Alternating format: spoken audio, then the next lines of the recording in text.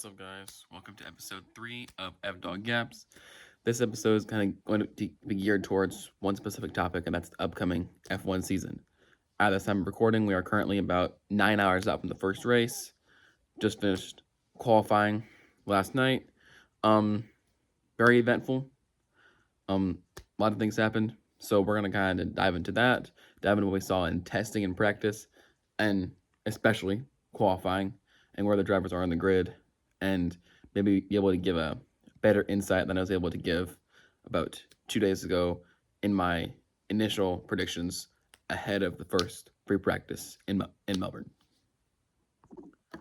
So, starting from number 11, initially I had Cadillac, and number 11 going to stay as Cadillac. So, not gonna lie, didn't have much expectations for them, and they definitely didn't exceed anything. They really didn't let me down that much. I mean, they were a couple tenths off pace of Aston Martin and Alpine in qualifying. Had some decent practice runs, got some good mileage. Never really achieved anything significant. Both drivers were eliminated in Q1, finishing P18 and P19 with Sergio Perez just ahead of Valtteri Bottas. Long way to go for them, definitely. They might be able to score a point or two later in the year, but honestly, I think it's even worse than I expected after qualifying. The reliability wasn't great. Both drivers, they each lost a mirror off their car. Sergio Perez spun out, I think, FP1. And, yep, overall, hoping for the best for them. They're a new team coming in. So we'll see what they can do in the future. But as of right now, I think they're probably over a second off pace of even getting to score a single point. For the number 10 position, initially I had Racing Bulls. I was proven wrong. So the new number 10 is Aston Martin. Aston Martin dropped from number 9 on the list. This is not so much a diss to Aston Martin. They really didn't disappoint me that much. Honestly, kind of impressed me when I couldn't move them up because there were a lot of teams that did impress me that moved up a lot, like Racing Bulls. You'll see them higher up on this list. And Aston Martin kind of stayed relatively stationary. Lance Stroll didn't run FP3 or qualifying, but he'll start at the back of the grid. Fernando Alonso, just a few tenths off and just one position off from making it to Q2, which would have been in that top 16. Unfortunately, he qualified P17. So definitely not where Aston Martin wants to be. But I'll say, as of right now, they're pretty solid pretty solidified at P10. I think they're a decent bit above both Cadillacs. I think once Lance Stroll's out there, they'll be able to relatively compete. And if they can minimize the vibration issue in the car, I think within a few weeks, they'll be in contention for getting some points, rising up to maybe P7 or 8. P9 is unfortunately one of the most disappointing teams that I've seen so far throughout free practice and qualifying. So initially, this was Aston Martin. Like I just talked about, they dropped into P10, but dropping all the way from P6 is Alpine. Alpine let me down. I think they showed a little bit too much in testing. Perhaps everybody was sandbagging to an extent. They simply weren't. Not much improvement out of them. Both drivers did make it to Q2, but both drivers barely made it to Q2 and were nowhere close to Q3. Way off pace from what I was expecting to see after, especially Bahrain testing. They were solid in Barcelona, but really made progress in Bahrain. Even in the free practice, they didn't look that bad, but they look rough, really rough in qualifying. Probably going to see a repeat of last year, maybe a tad bit better. They scored 22 points last year. That's it's hard to get worse. So honestly, probably the only way to go is up from there. So I'm thinking 50, 60, 65 points for them. Hopefully it's an improvement. I like Pierre Gasly. I like Franco Colapinto. So hoping for the best for them. But as of right now, they're stuck at P9. I was definitely wrong about putting that P6. In the P8 spot, initially, I had Audi. Audi significantly impressed me. They're a few spots higher on this list than P8, but dropping from P7 to P8 is Williams. Williams dealt with reliability issues. Alex Albon had a hydraulic pressure issue. Carlos Sainz seemed to have a similar issue. Um, but hopefully they got some good lap data in FP3 with Albon. Sainz did not qualify. He'll start the back of the grid, and I believe P21. So not great for them. Albon showed solid pace through certain sectors, like showed that they have the speed to get there. They just need to be able to do it consistently and improve that reliability. Maybe I'll put him higher on this list. But I think starting with Williams and P8, all these next teams up ahead are very close together in that midfield. Everybody from P5 to P8, small gaps. Even Williams, I could be wrong with them. They may not be P8, they might be at P5, like where they were last year. So I could be completely wrong. I think they could jump a few spots. I don't really think they'll go down any more spots. I think the gap between them and Alpine is relatively big, but the gap between them and P7, P6, P5 isn't that big. It's doable for them to rise 3 spots. Maybe Carlos Sainz will have a great weekend. Well, not a great weekend. He's already had a rough weekend. A great race to cap off the weekend coming from that P21 spot. And maybe Alex Albon can score them a point or two. So they're not going to fall too far behind some of those higher up teams. And yeah, I guess we'll see. But as of right now, I see them as the 8th fastest team. Coming in at P7, another big disappointment. Like I said, I had Williams at P7. They dropped down to P8. So the new P7 is Haas. I had a higher expectation for Haas. They were testing well throughout Barcelona and both weeks in Bahrain. Looked solid in pre-practice. Looked okay in qualifying. Looked about like regular Haas. I don't think they've improved very much. Definitely some improvement. And I was talking about with Williams. They could be P5. They could be P6. They could be P8. They could be worse than I'm saying. I think that Ollie Behrman and Esteban Ocon are both solid drivers. I think Esteban's veteran experience is going to help Ollie along the way, maybe as a mentor. And Ollie has excellent natural talent. I believe both drivers made it to Q2, but neither one made it into Q3. So an okay qualifying session for them. Not what I expected. I expected at least one driver to make it to Q3. Honestly, I expected both drivers to make it to Q3. But I was wrong. Some other teams really impressed me, and Haas isn't at all where I expected, but I don't think they're too far behind P6 and P5, but they're also not too far ahead of P8. So we really could see that midfield shakeup. Coming in at P6, initially I had the very underwhelming Alpine, but they've dropped 3 spots into 9th. And coming up all the way from 10th place is Visa Cash App Racing Bulls.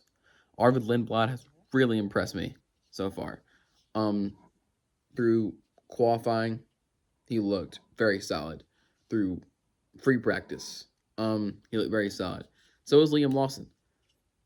Honestly, looking back at it, I'm kind of embarrassed that I had him so low on that initial prediction list.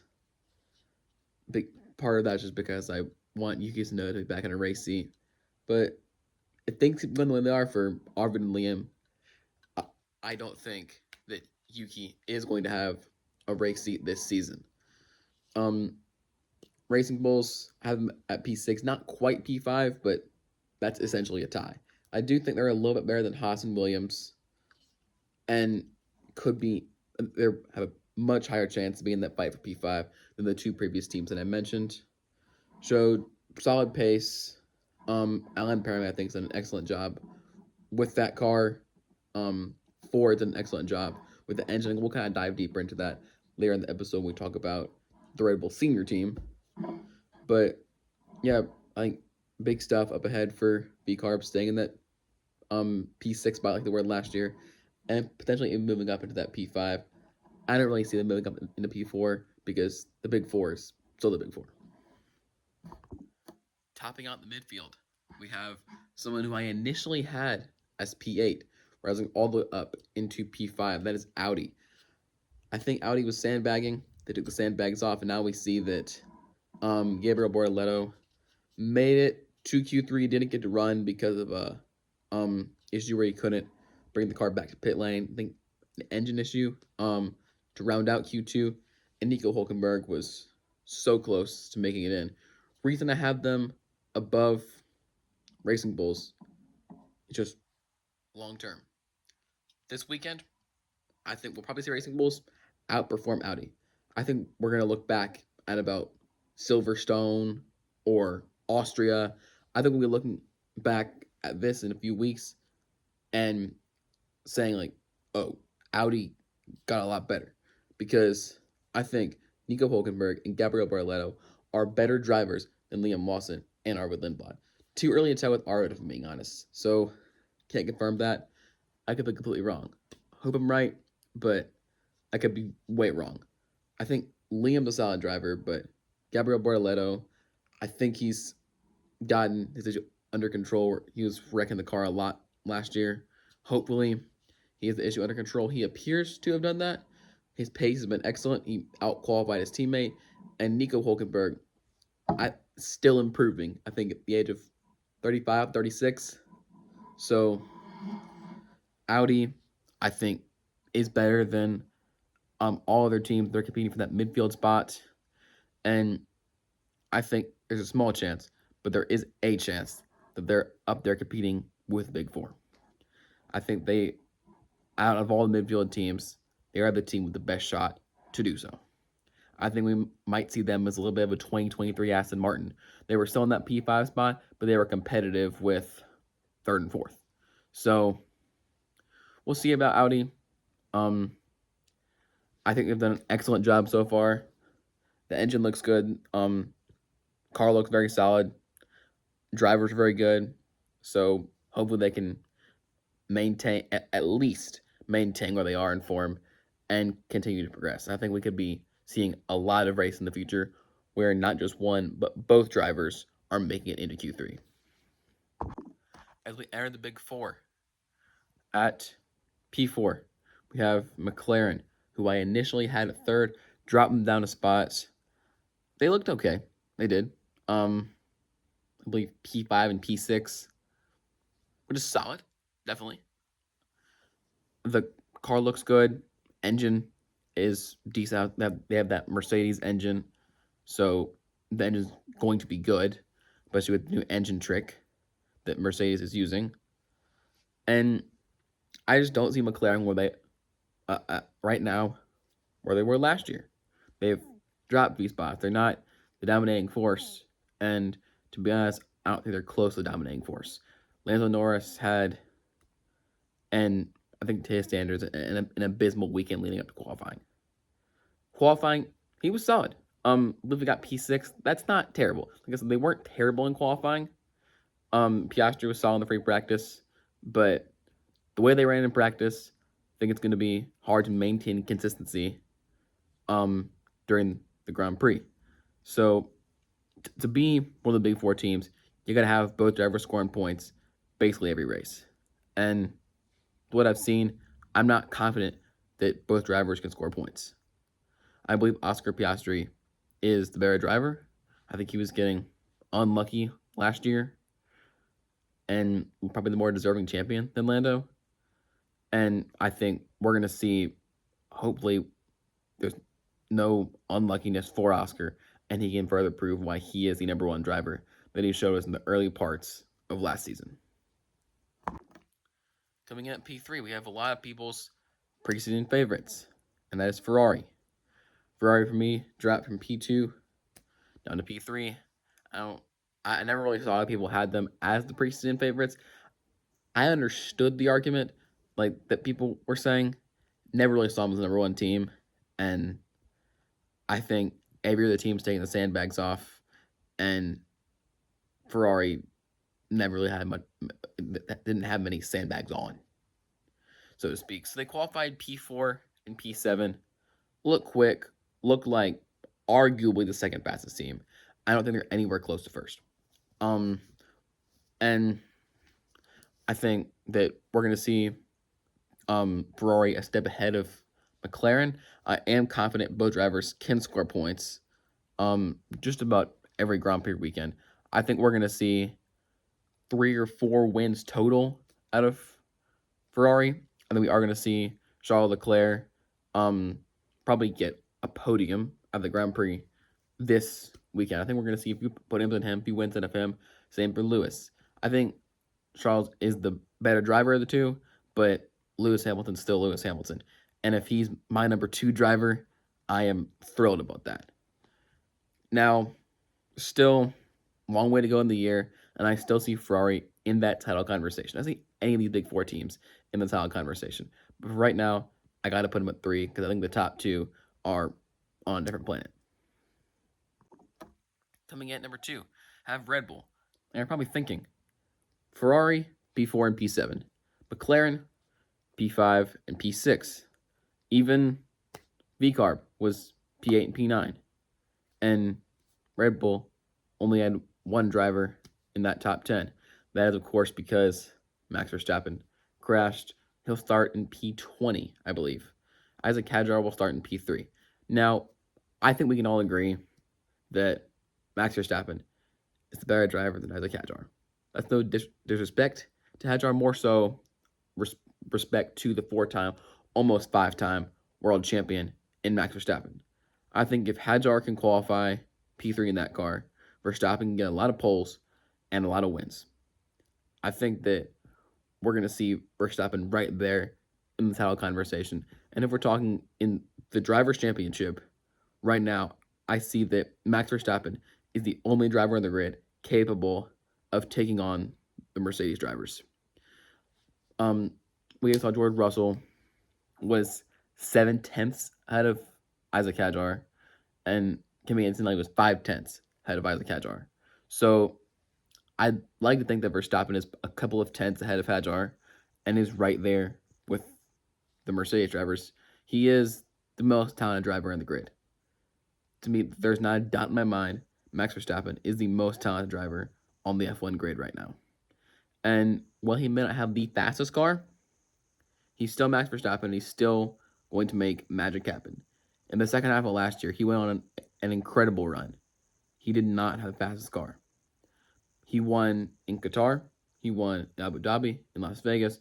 All those races that he won, all 8 races that he won, he did not have the fastest car. I don't think he was close to the fastest car. They had the 3rd fastest car this year. I think they're 2nd or 3rd.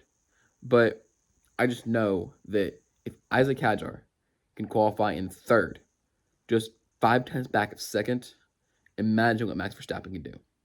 So I don't think there's much of a debate that Max Verstappen is going to outperform Ferrari and McLaren and those teams that are gunning for that first spot alongside with Red Bull. And honestly, after seeing how fast that Red Bull actually is, I'm going to flip my prediction of Drivers' Champion back to Max Verstappen, which I initially had coming out of last season. They had George Russell. I know, weird because Russell just qualified on pole. Why would you flip it to Verstappen now? I see the potential in that Red Bull. I see what it can do. And I'm really looking forward to seeing what Verstappen can do from P20. Last time he was P20, he won it in Brazil. I always thought it was a weird rain race. I don't think there's going to be any rain in Australia, but it's still Max Verstappen. And even if he doesn't score a lot of points this weekend, we'll see what he can do in China, Suzuka, Saudi Arabia, Bahrain, Miami, Montreal, etc. All these races coming up, I think he's going to score a lot of points. I think Hadjar is too. And I think they'll be almost parallel with Mercedes. And right now, they have the highest odds to be parallel with Mercedes. So you can probably guess who I think is P1 right now, based on what I've talked about a lot in this episode. And that is, of course, Mercedes AMG Petronas. Front row lockout coming into Australia. Excellent weekend. Solid testing, especially in Barcelona. They showed they're the fastest car. think they put some sandbags on in Bahrain. Kind of had me believing they weren't the fastest team. I'm not seeing through the free practice, throughout the qualifying, there's not a doubt in my mind Mercedes is number one right now. Now, like I said, Max Verstappen's probably going to win the Drivers' Championship. That's my personal prediction. But Max Verstappen in 2024 won the Drivers' Championship, and Red Bull was third in the Constructors. I still believe that Mercedes can win the Constructors by a relatively large margin, despite not winning the Drivers. And I still think Russell has 45% chance. Not that high. But if we're talking just him and Verstappen, he's right there behind him. And I think it's going to be interesting.